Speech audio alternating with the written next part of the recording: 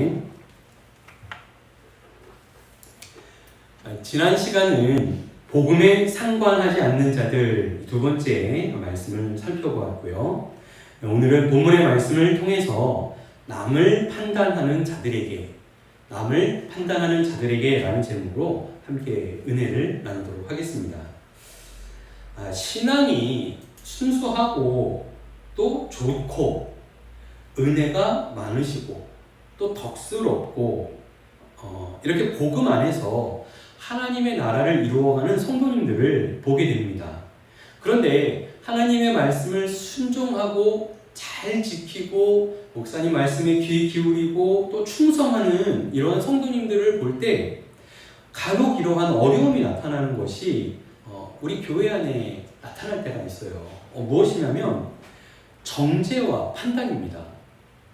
복음 안에서 참 충성도 많이 하시고 또 사랑도 많으시고 또 많은 사람들을 돌보고 관심을 두는 이러한 부분도 있습니다만 또 신앙이 좋기 때문에 나타나는 현상 중에 하나가 뭐냐면요. 시간이 지나면 지날수록 하나님의 말씀을 알면 알수록 무엇이 더 심해지냐면 판단하는 부분, 정죄하는 부분이 삶 속에서 자주 나타난다라는 것이에요. 이것이 신앙이 좋고 하나님의 뜻을 바로 세우는 이러한 성도의 모습이라면 사실 시간이 지나면 지날수록 줄어들어야죠.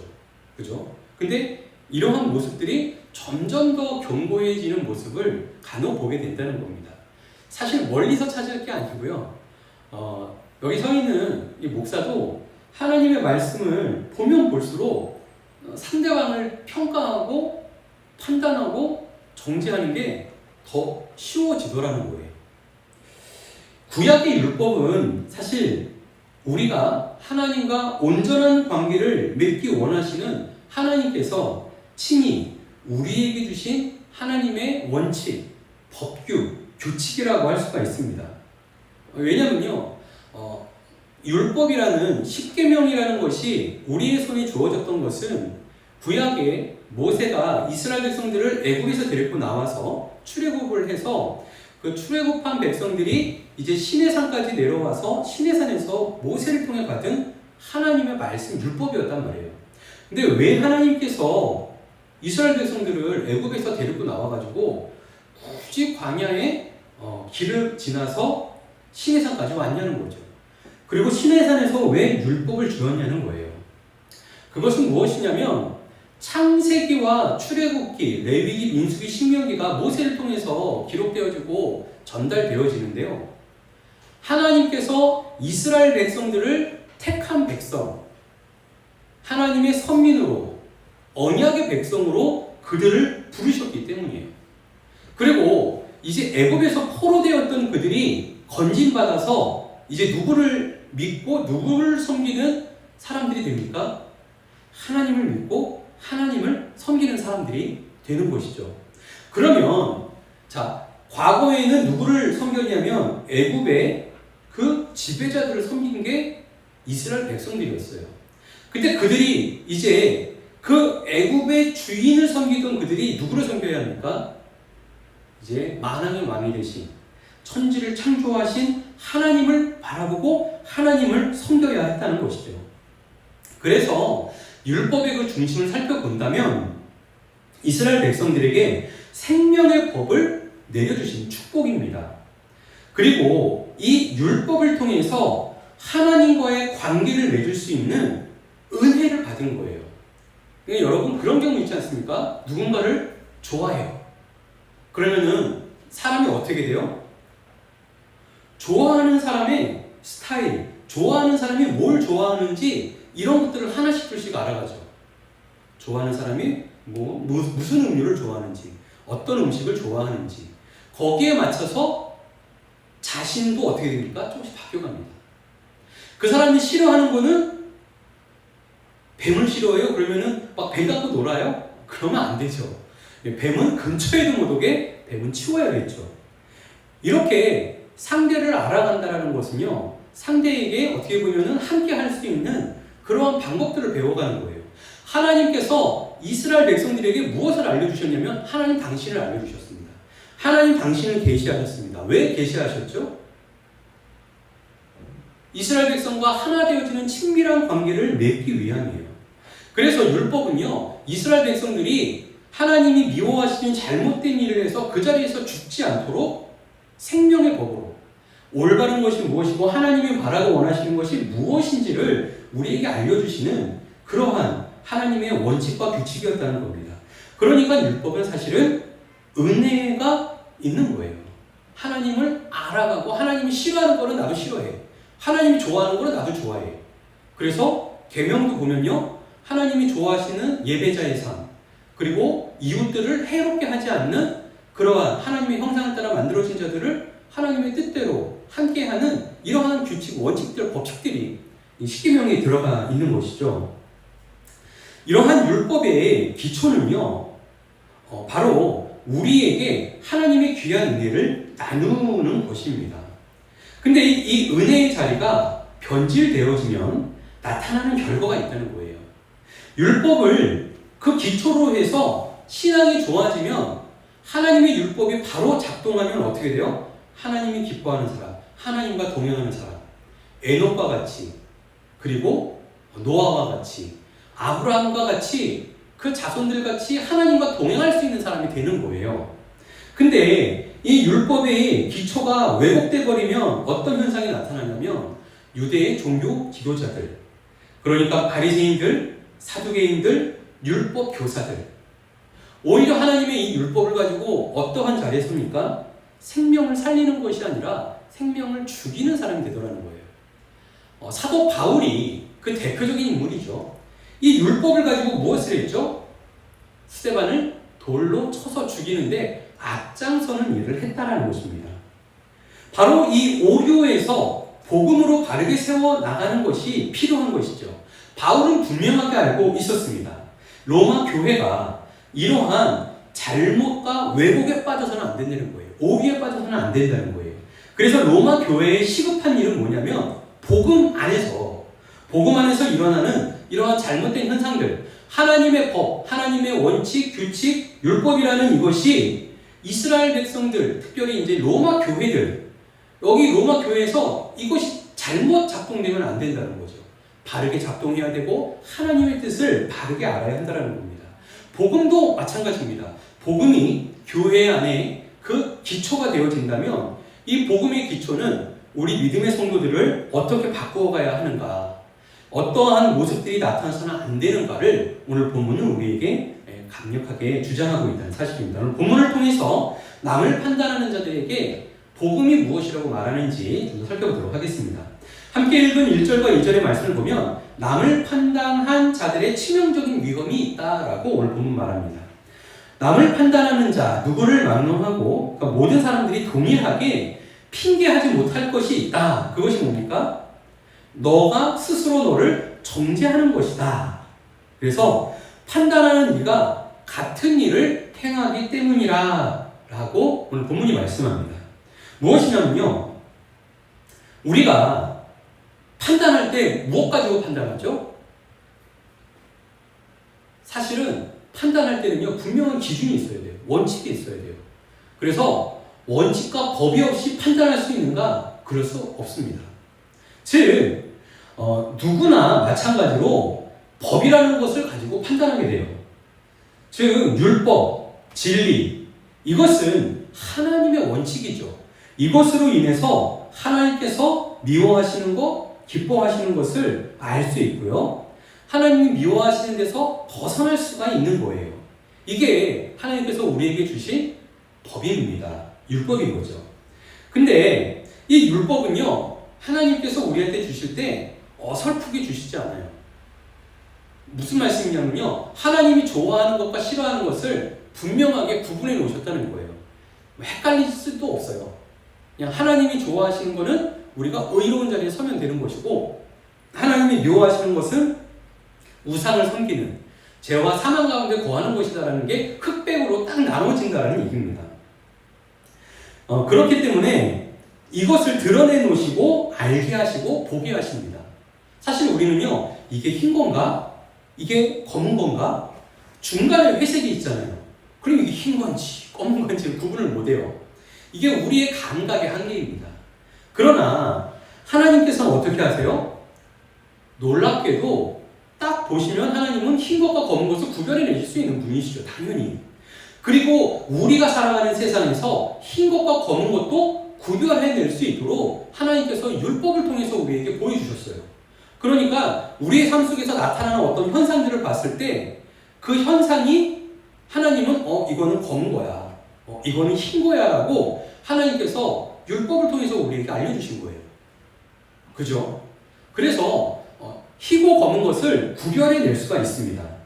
사실 우리는 성령 하나님께서 함께 해주셔서 더 친밀한 관계 속에서 구별해낼 수도 있는 것이죠. 그러나 이것이 판단하는 자신은요, 오늘 본문에 보니까 정죄했던 같은 일에 대해서 잘 알고 있다라고 말씀을 합니다. 그러니까 뭐냐면요, 누군가가 잘못한 것을 봤어요. 그리고 흑백으로 그것을 딱 구분할 수 있어요. 자, 이거 뭘로 가능한 거죠? 하나님이 주신 법이 이것의 현상들을 보고 이것을 평가할 수 있는 눈을 주셨다는 얘기예요. 근데 이 눈을 가지고 우리가 상대를 바라볼 때 우리는 상당히 정죄를 잘하는 존재입니다. 왜냐하면 나 자신이 이 일에 대해서 상당히 자세하게 잘 알고 있는 거예요. 그러니까 누군가가 죄를 짓고 누군가가 잘못을 할 때는요, 우리가 그 죄의 잘못에 대해서 얼마만큼 박식하냐 하면 그 사람의 마음 중심에 생각까지도 꿰뚫어 볼 수 있는, 죄에 대해서는 전문가라는 얘기입니다. 인간이. 그렇다는 얘기예요. 그래서 그 죄로부터 우리가 두 가지의 반응을 가져올 수 있게 돼요. 그 첫 번째 반응은 뭐냐면요, 다른 사람의 죄를 딱 봤을 때 내가 이러한 죄 앞에서 잘못하면 안 되겠구나. 저 사람이 저렇게 잘못을 해서 넘어졌네. 나도 저런 비슷한 실수를 할 수 있겠구나. 뭐예요? 가인을 확 넘어뜨렸어요. 가인이 넘어진 걸 봤어요. 그럼 우리는 가인과 같은 똑같은 실수를 저지를 필요가 있을까요? 없을까요? 조심하라는 얘기죠. 사단이 장난칠 수 있구나. 정신 바짝 차려야지. 시험에 빠져들면 안 되겠다. 이런 거예요. 그래서 구약의 율법을 보면 하나님께서 그 잘못에 대해서 어떻게 하세요? 모든 사람들이 그 잘못을 보고 그 잘못에 대해서 내가 그런 잘못을 똑같이 저지르지 않도록 하기 위해서 돌멩이를 던지고 그 잘못을 이제 그 공동체에서 물리치게 됩니다. 즉 우리가 이렇게 판단하고 정죄하는 것은요, 사실은 뭐냐면 이러한 잘못을 보고 내가 깨닫고 회개해서 바른 자리에 서게 하는 것이 하나님의 법이에요. 다른 사람의 실수를 보고 너 그 실수했구나, 내가 그거 잘 알아, 그러면서 그것을 가지고 내가 우위에 서는 게 아니라 원래는 자신을 돌아보고 회개하는데 사용되어져야 했죠. 근데 이게 두 번째 반응이 있는 겁니다. 이제 왜곡된 반응이 있는데요. 이렇게 됩니다. 나는 죄인이 아니야. 그래서 무죄를 주장하는 것으로 이 율법과 이 지식을 사용하게 되는 거예요. 그래서 나는 죄가 없어, 무죄야 할 수 있는 사람이 돌을 던질 수 있게 되는 거예요. 나는 그러한 죄를 짓지 않아. 그러니까 나는 돌을 던져. 돌을 던지라고 했는데 돌을 못 던지는 사람은 뭐예요? 역으로 죄가 없는 사람, 그러니까 죄를 지은 사람이 되어버려요. 이게 이 공동체 안에서 나타날 수 있는 이 율법의 부정적인 요소인 거죠. 무죄를 주장하기 위해서 남을 판단하고 그 잘못된 죄를 정죄하는 자리에 서게 되더라는 것입니다. 구약에서 다루어진 정죄의 목적은 사실 자신이 죄인이 아니라는 이 면책의 효과를 가져오는 것이 아니었어요. 공동체가 이러한 죄에 오염되지 않도록, 그래서 붕괴되지 않도록 자정 기능을 발휘하도록 하나님께서 이스라엘 백성들에게 율법이라는 그 도구를 사용해서 그들이 하나님 앞에 거룩하게 서도록 돕는 도구였습니다. 그럼에도 사람들은 어떻게 합니까? 그것을, 율법을 자기 자신을 위해서. 무엇을 위해서요? 나는 무죄예요. 나는 이 무죄를 증명할 수 있어요. 율법을 가지고 다른 사람을 정죄하고 타인에게 죄를 덮는 것으로 정죄와 판단에서 숨어버리는 이러한 율법적인 도구로 사용해버리고 말았던 것이죠. 그러나 진리 안에서 우리는, 자, 본문은 뭐라고 말씀합니까? 우리는 다 알고 있다라고 말씀해요. 무엇을 교회가 알고 있습니까? 이러한 일을 행하는 것, 다른 사람을 정죄하고 심판하고 판단하는 이러한 일을 행하는 것은 하나님의 심판이 진리대로 되는 것을 안다. 그러니까 그렇게 행할 때 그 결과가 뭐예요? 하나님의 심판이 진리 안에서 이루어진다라고 말씀합니다. 즉, 우리가 정죄하고 판단하고 그래서 이러한 상대방을 정죄하는 자리에 설 때 내가 심판받지 않게 되는 것이 아니고 오히려 그 자리에 설 때 이미 심판된다라고 오늘 본문은 우리에게 말씀하는 거죠. 진리 안에서 심판이 이루어지는 것을 말씀합니다. 우리는 하나님의 말씀과 율법이, 하나님의 규칙과 법이 다른 사람들을 판단하는 그것으로 목적이 바뀌어버리면 오히려 치명적인 자신에게 돌아오는 부메랑으로 자신을 하나님의 심판대 앞으로 세운다는 것을 우리가 놓쳐서는 안 된다는 사실입니다. 그렇다면 하나님의 의도는 뭘까요? 하나님께서 율법을 주신 의도는 뭘까요? 3절로 4절입니다. 3절의 말씀을 보면 이런 일을 행하는 자를 판단하고 같은 일을 행하는 사람아, 하나님의 심판을 네가 피할 줄로 생각하느냐? 그렇지 않다라는 거죠. 그렇게 생각하는 것은 착각이다라고 바울은 오늘 본문에서 지적하고 있습니다. 하나님은 이처럼 정죄하고 판단하는 것만으로 결코 우리의 죄가 용서받을 수 없다. 그리고 죄의 이러한 사함이 일어나지 않는다라고 우리에게 말씀하고 있는 것이에요. 율법을 가지고 다른 사람들을 정죄할 때 그 정죄를 통해서 그런 경험이 있잖아요. 우리 어렸을 때 이제 친구들하고 이렇게 놀다가 누가 하나 잘못을 해버려요. 나는 잘못을 안 했어. 내 친구가 잘못한 거죠. 근데 이제 어른들한테 붙잡힙니다. 그래서 이제 혼쭐이 납니다. 자, 이 혼쭐이 날 때 그 자리에서 비겁하게 구는 친구가 있죠. 뭐죠? 제가 그랬어요. 자기는 안 그런 거야. 제가 그랬어요. 그러면은 실제로 실수는 누가 하고 잘못은 누가 했냐면 그 친구가 잘못한 거예요. 뭐 유리병을 깼다고 그 친구가 깬 거예요. 근데 원래 문제는 뭐예요? 누가 같이 놀았어요? 지금 여기 모여있는 애들 다 같이 논 거예요. 다 잘못하고 있었던 거죠. 잘못했던 친구들인데 그 중에 한 사람이 유리를 깼을 뿐이에요. 근데 우리는 그때 그 친구가 깼어요 라고 하면서 우리가 어떤 기분을 들죠? 나는 안 깼어요. 그러면서 그 모든 잘못에서 나는 면책특권을 얻는다는 거예요. 고자질하는 것으로, 아니면은 저 친구에게 분명하게 얘기하죠. 자기가 안 깼다고. 저 친구가 깼다고 얘기를 하면서 우리는 자유로워지는 것 같지만 실상 그것이 뭡니까? 그것이 우리에게 자유를 주는 것이 아니라는 거죠. 하나님의 의도는요, 여기에 있다고 말씀합니다. 4절의 말씀을 보면요, 하나님의 인자하심을 말씀합니다. 그 인자함을 우리가 알아야 한다는 거죠. 그것은 주님께서 판단과 정죄의 길목에서 우리가 주님을 바라보고 뭐 할 수 있도록? 회개할 수 있도록 주님께서 길을 마련해 주시는 하나님의 은혜라고 말씀하세요. 회개함으로 은총 안에 거하게 하시기 위함이다 말씀하는 거죠.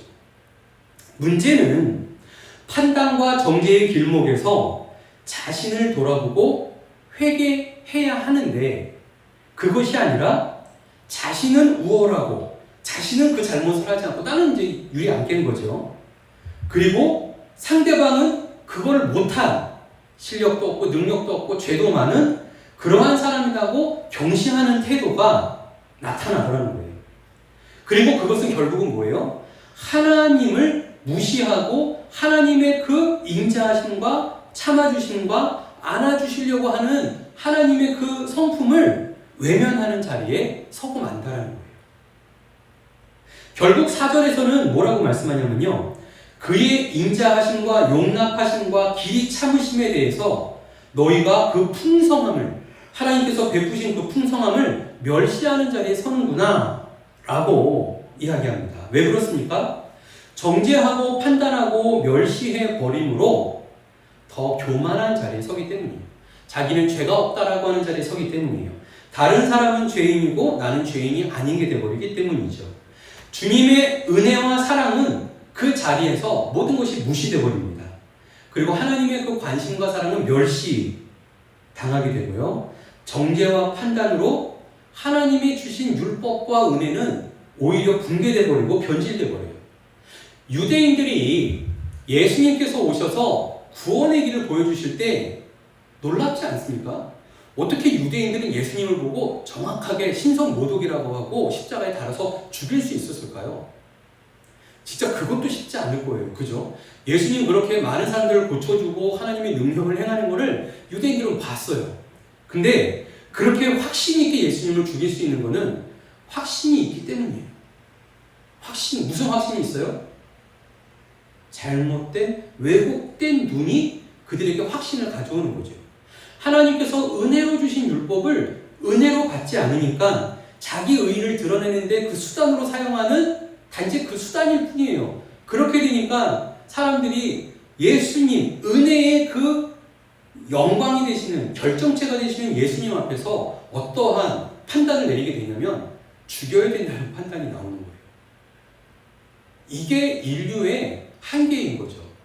그리고 인류의 역사가 되어버리고 맙니다. 주님은 인자하심으로 우리와 거룩한 만남을 갖기를 원하시는 거예요. 율법을 주시고 우리와 함께 하시고 은혜를 베풀어 주시는 것은, 복음을 주신 것은 무엇이냐면 하나님의 그 인자하심 가운데 거룩한 만남을 우리에게 허락하시는 거죠. 우리 자신이 거룩함을 회복하고 변화를 이루도록 주님은 바로 언약의 완성이 되신 그리스도 예수님을 이 땅에 보내시고 그 예수님을 통해서 그것을 완성해 나가십니다. 예수님을 통해서 길을 여시는 것이 하나님의 의도입니다. 예수님을 통해서 하나님 앞에 은혜를 입고 그 율법의 원 의도, 하나님과 하나 되어지고 하나님과 동행하는 그 영광과 축복을 누릴 수 있는 것은 바로 언약의 완성되신 예수님의 십자가, 그것이 하나님의 영광을 이룰 수 있는 것이에요. 죽음과 사망의 권세를 이기신 그분 안에서 바로 정답이 있는 것입니다. 남을 판단하고 정죄하는 것으로 답을 찾으면 영원히 답을 찾지 못해요. 단지 내가 거기서 착각하고 내 스스로 만족하는 것으로 끝날 수밖에 없다는 거죠. 이것을 고집과 불신의 한계라고 얘기합니다. 그것을 극복하고 예수 그리스도 안에서 회개의 온전한 은총을 누리는 것이 성도의 바른 믿음이고 바른 자세인 것입니다. 그렇기에 오늘 본문 5절은 이렇게 말씀합니다. 뭘 하지 말아라? 진노를 쌓지 말아라 라고 말씀하죠. 5절은 이렇게 말씀하죠. 진노를 쌓지 마라. 이 모든 행함의 원인은 무엇에 있다고요? 고집과 회개하지 않는 마음을 따라서 나타나는 현상이다 라고 말씀을 합니다. 판단하고 정죄하는 것은 이런 고집과 회개하지 않음에 연결되어 있노라. 오늘 이 로마서의 바울은 이 부분을 다시 한번 강조하게 됩니다. 결국 하나님의 의로운 심판의 날, 그 날엔 어떻게 되죠? 모든 것이 드러나게 될 것이고요. 모든 것이 정리될 것이에요. 그러니까 지금 우리가 유대인들이 보십시오. 율법 안에서 자신들의 의의를 드러내고 예수님도 기꺼이 십자가에 달 수 있었어요. 근데 지금도 유대인들 바르게 여호와 하나님을 믿는다고 하는 사람들은 예수님을 죽인 거에서 후회할까요? 그렇게 보지 않는 게 유대교잖아요. 그죠? 그 안에 무엇이 빠져있기 때문입니까? 바로 예수 그리스도의 그 영원한 언약의 완성, 그분을 바라보지 않는, 그리고 그들이 또 하나 바라보지 못하는 건 뭐예요? 하나님의 영원한 심판이에요. 하나님께서는 그 영원한 심판에 우리에게 모든 것을 다 이루어 주실 것이라는 거예요. 그렇기에 심판이 없으면 우리가 정확하게 바른 자리에 서지 않아도 좀 덜 걱정되겠어요. 근데 예수님께서 다시 오신다는 그 날은 하나님의 새하늘과 새 땅이 완성되는 날이기도 하지만 또 한편에서는 심판이 분명히 이루어지는 날이기도 합니다. 그래서 그 자리는 매우 중요한 것이죠. 믿음과 신앙 안에서 약속의 말씀 안에서 우리는 그 언약에 준비되어지는 길을 가야만 하는 것입니다. 이러한 태도와 자세는 그죠? 주님 앞에 고집과 또 회개하지 않는 이러한 자세는 잘못된 자세입니다.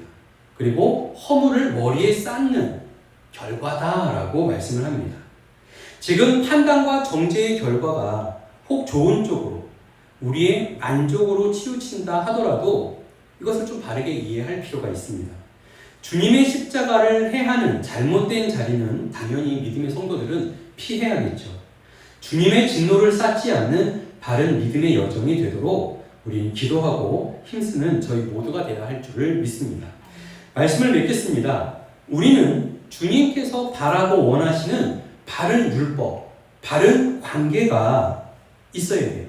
그것을 바라봐야 돼요.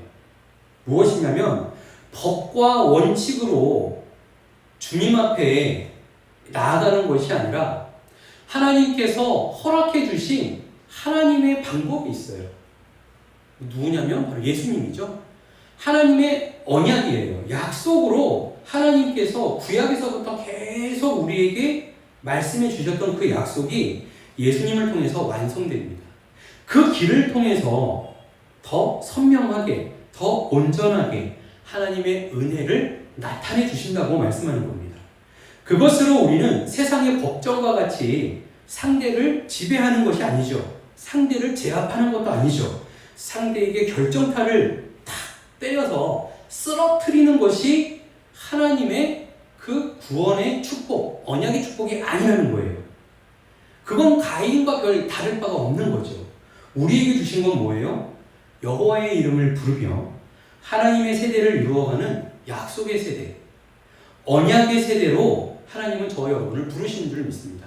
그리고 그 언약의 완성이 되시는 예수님을 통해서 우리가 죄를 사함받고 우리가 하나님의 그 은혜 안에서 무엇으로 죄를 사함받아요? 예수님의 십자가 보혈의 피로. 십자가 보혈의 피로 죄 사함받는 과정을 뭐라 그래요? 회개라고 하죠. 그래서 이 회개의 은총 가운데 하나님의 은혜와 축복으로 새로워지는 것을 주님은 바라고 원하십니다.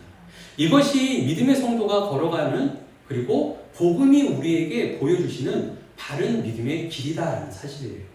우리가 주님의 말씀과 율법 안에서 내 의의를 드러내는데 하나님의 율법을 사용하는 것이 아니라 우리가 그 자리에서 하나님께서 우리에게 베푸신 은혜 그리고 하나님께서 우리를 건져주시기 위해서 마련해 놓으신 회개의 은총 그것을 우리가 발견할 수 있게 바라고요. 주님 안에서 회복되어지고 하나님과의 거룩한 관계 성령님이 내주하실 수 있고 나를 변화시키실 수 있고 영원한 하나님의 나라를 이루어가는 그 은총으로 주님의 그 능력이 저와 여러분의 삶을 통해서 나타나지기를 예수님의 이름으로 축복합니다. 기도하겠습니다. 사랑의 주님 감사를 드립니다. 주님께서 저희를 사랑해 주시고 하나님 나라의 거룩한 백성